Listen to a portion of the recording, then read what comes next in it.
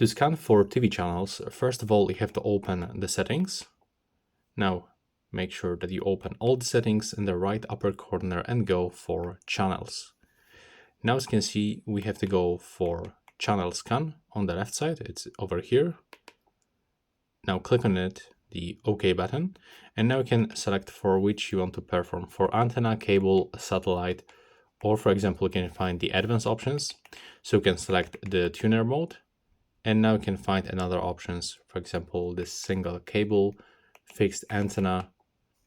So here you can also change tuner, frequency, you can go next, you can pick the specific satellite if you want, but if you are looking for the automatic option, then you should go for one of the following over here.